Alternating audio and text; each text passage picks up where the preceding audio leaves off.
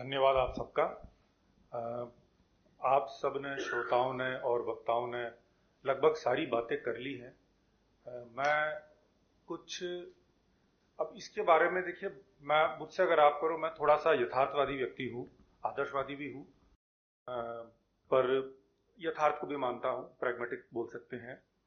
पहली बात है कि मोबाइल का यूसेज तो बढ़ेगा, ये आप मान लीजिए, क्योंकि जो जैसा कहा गया कि डिजिटल भी रिवॉल्यूशन लेकर आना है, तो हमारे पास में विकल्प क्या है।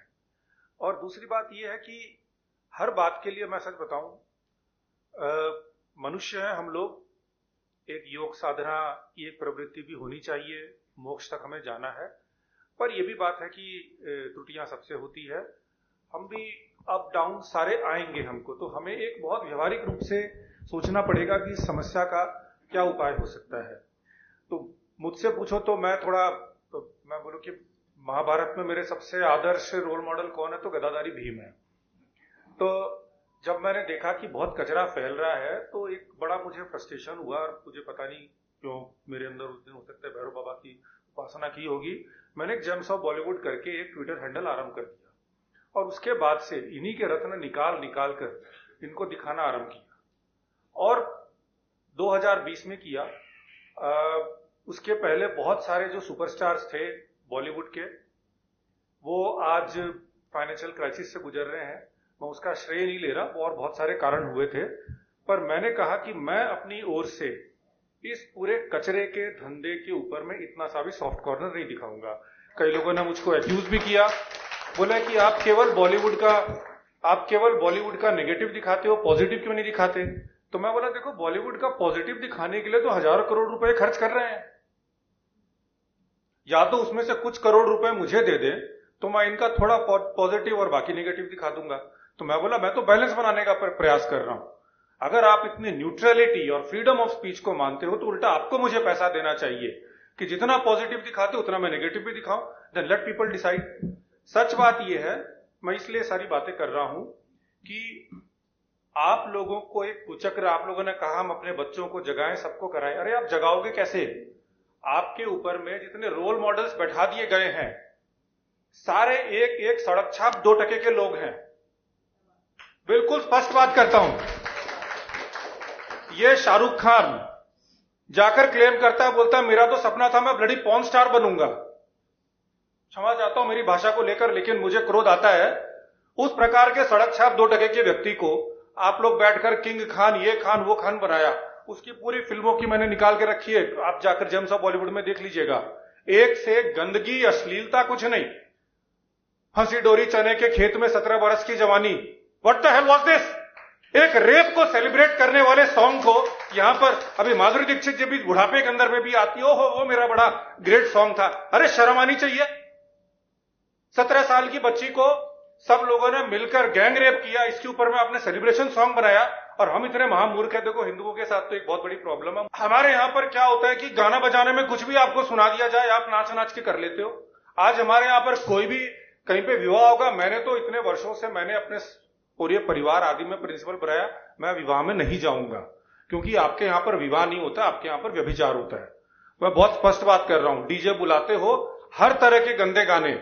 एक गाना वो कौन सा आपका पंजाबी वाला आता है, जिसका गाने का अर्थ ही यही है कि भाई वो शादी करने गई थी और कोई उसको उठा के ले गया दुल्हन को। तो मतलब गाने के रूप में आप कुछ भी दिखाइए, आपके ऊपर गलत रोल मॉडल्स डाले जा रहे हैं। गीता का एक बहुत श्लोक है, आप में से कुछ लोगों को पता होगा, यत्तदाचरति श्रेष्ठस् तत्त देवे तरो जना स यत् प्रमाणम कुरुते लोकस्तदनु वर्तते। आपके श्रेष्ठ, जिनको आप श्रेष्ठ बनाकर आप ऊपर बैठा देते हो, वो जैसा आचरण करते हो, लोग तो उनका कॉपी करना चालू करते हैं। सबसे पहले इन रोल मॉडल्स को हटाइए। और राजनीति से भी जुड़े लोग हैं, संविधान क्लब है, मैं बहुत स्पष्ट बात करता हूं, थोड़ा डिप्लोमेटिक हो रहा हूं, क्योंकि कहते हैं ना वो मेजर, तुम उतना ही जानो जितनी तुम्हारी क्षमता है, तो मैं उतना नहीं बोलूंगा। पर ये जो कल्चर आया है पॉलिटिक्स के अंदर में कि हर 2 टके के अभिनेता को, कि भाई पब्लिक फॉलो करती है, उसको आप लोग अपने पार्टी में ले लेते हो, हर कार्यक्रम में ब्रांड एम्बेसडर बनाकर घुसा लेते हो। सॉरी, ये गलत कल्चर है, इसके बारे में अवेयरनेस फैलाना चाहिए पीएम से लेकर आपके एमएलए तक आप लोगों को क्वेश्चन करना चाहिए। और उनको मैं मानता हूं बहुत व्यस्त लोग हैं, उनको नहीं पता होगा क्योंकि ये स्लो पॉइजन है। लेकिन आपकी बेटी बचाए आंदोलन में अगर माधुरी दीक्षित आपके ब्रांड एम्बेसडर बनती है, आपके किसी और कार्यक्रम में आमिर खान बनता है, उसका दिल पिक्चर देख लीजिए, लड़कियों को कैसे छेड़ा जाए, उसके ऊपर में एक रेसिपी है। आपका शाहरुख खान, सलमान खान, आप किसकी बात करो, अक्षय कुमार, इनके पूरा का पूरा कैरियर अगर आप देखो तो एक ही विषय है कि कैसे लड़कियों को, विशेष रूप से बच्चियों को, कमसिन कली, व्हाट द हेल इज कमसिन कली? कमसिन शब्द का अर्थ है under age, under age girl.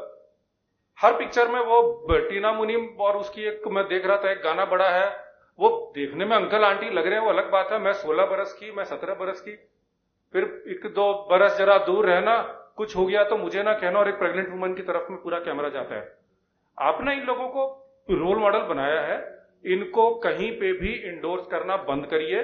दूसरी बात है, अच्छी फिल्म बुरी फिल्म कुछ नहीं है। आज भी आपको स्टैटिस्टिक्स एक और दे रहा हूं मैं, मुझे मालूम है मैं थोड़ा आप लोगों का भी एक छुट्टी को वेस्ट कर रहा हूं। ये बहुत बड़ा फ्रॉड है कि एंटरटेनमेंट के लिए देखा जाता है। स्टैटिस्टिक्स ये है, अभी भी यूट्यूब में जाकर देखिए, सबसे ज्यादा वीडियो में सबसे ज्यादा व्यूज कौन से वीडियोस में आते हैं? 2 तरह के कंटेंट सबसे अधिक चलते हैं। एक है भजन वाला कंटेंट, भगवान वाला, और दूसरा बच्चों वाला कंटेंट। बच्चों वाला कंटेंट तो इतना हॉट हो गया कि उसको एक यूट्यूब किड्स बनाना पड़ा। उसने इसलिए नहीं बनाया कि बच्चों को सेफ रखने के लिए, उसके लिए तो और भी फिल्टर्स है। ये 2 आज भी चाइल्ड फ्रेंडली कंटेंट और डिविनिटी वाला कंटेंट सबसे अधिक बिकता है, सबसे अधिक चलता है। ये टी सीरीज, ये तो अब सारी गंदी गंदी अश्लील फिल्में बनाता है। वो एनिमल पिक्चर, अब वही एनिमल का राक्षस, एनिमल का जानवर आपके सामने ये लोग राम बनाकर प्रस्तुत कर देंगे, और उसके बाद में आपके बच्चे जब राम के बारे में सोचेंगे तो उस ड्रग एडिक्ट पागल को देखेंगे। ये तो, but coming back to the point, T Series का पूरा धंधा आज के दिन, ये तो क्या है कि सच बात बोलूं तो मैं तो इसलिए भी इसके पीछे हूं क्योंकि ये सारे मनी लॉन्ड्रिंग के धंधे हैं। कौन क्या करता है बोलने की आवश्यकता नहीं है। इन्होंने उल्लू ऐप का नाम लिया, उल्लू ऐप के ऊपर में हम लोगों ने प्रूव करवाया था, मैं तो ट्वीट भी कर रखा था कि उल्लू ऐप के दुबई के साथ में धंधे हैं हवाला के। वो हमारे पत्रकार जी ने किया था, उनके मृत्यु होगी, उन्होंने इन्वेस्टिगेशन किया था, मेरठ का पूरा प्रोस्टिट्यूशन रैकेट के साथ में लिंक किया। अभी 4 दिन पहले पता चला पाकिस्तान से कुछ इलीगल जो लोग थे जो नाम बदल के यहाँ पे रह रहे थे, वो उल्लू ऐप के एक्ट्रेस थे। तो ये तो क्या है, ये पैसा क्या होता है, फिल्म इंडस्ट्री, ओटीटी, ये सब, ये 200-500 रुपए में इनकी कमाई नहीं होती है। पैसा इधर से उधर करने के लिए इससे बढ़िया कुछ नहीं होता। मैंने आपको बुलाया, मैंने आपको 200 रुपए दिया, फ्री में दिया, या 2 लाख का बिल दिखाया, कोई नहीं बता सकता सारे संसार में। इसीलिए आप देखोगे चाहे हॉलीवुड में हो, चाहे यहाँ पे जहां पे ड्रग माफिया होता है, वहीं पे ये माफिया भी होता है। तो ये तो एक मनी लॉन्ड्रिंग का एक पूरा का पूरा काटल है। इस तरीके का चीज को आपके ऊपर में इंपोज किया जाता है। इनके कहीं जितने नेटफ्लिक्स से लेकर कोई प्रॉफिट नहीं कर रहा है। ये एक दूसरा इकोनॉमी चल रहा है और इसके पीछे आपको पूरे प्रकार से कैप्चर करने का एक प्लान चल रहा है। ये सीधी सीधी बात इस प्रकार का है। इस प्रकार का कंटेंट कहीं से आप पूरे, आप तो अभी की बात कर रहे हो, पूरे आप इंडियन फिल्म इंडस्ट्री का इतिहास देख लीजिए। हर समय में उन्होंने आगे बढ़ने का ही प्रयास किया, जिस समय की जो मर्यादा थी। सारे सीन, सारे गाने निर्लज्जों के जैसे चोरी किए जाते थे।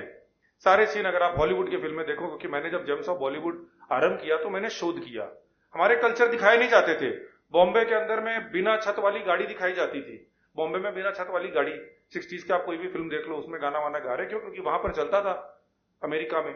तो ये क्या है, एक और थोड़ा सा कॉम्प्लेक्स रूप में करूं, एक पिक्चर है, एक बुक है, आप कभी पढ़िएगा, हाजून चांग की, इकोनॉमिस्ट की है, 23 things they don't tell you about capitalism, कि किस प्रकार से ये सब जब कॉलोनियल पावर्स हट भी गए तो अपने कल्चर वगैरह, अपने सबको, अपने पूरे वर्ल्ड व्यू को इंपोज करके अपने कंट्रोल बनाने के लिए सारा ये गेम चलता है।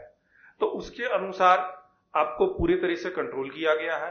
अब उसके अंदर में 2 नंबर का और बहुत सारा पैसा आ गया है और इनको फर्क नहीं पड़ता।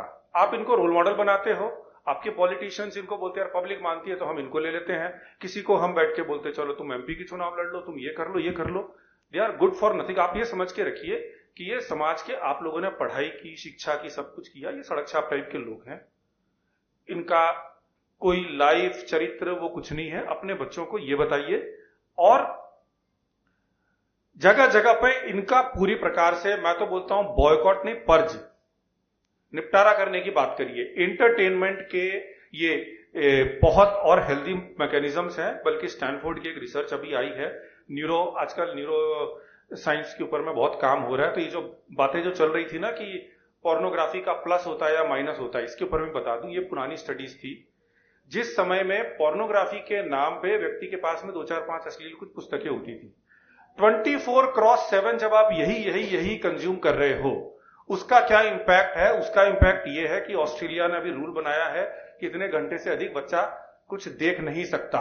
हर कंट्री बैठ के रूल बना रही है। अभी G20 का भी जब अधिवेशन हुआ तो ये हुआ कि इस चीज को कैसे कंट्रोल किया जाए। This is destroying the brain, आपके पूरे डोपामिन के सर्किट को नष्ट करता है। तो ये तो इनका तो देखो ऐसा है, आप लोगों के साथ पागल बन जाओ, उसके बाद ये जो प्रोडक्ट बेचेंगे वो प्रोडक्ट आप इनके खरीदते रहो, आप इनके गुलाम बन गए।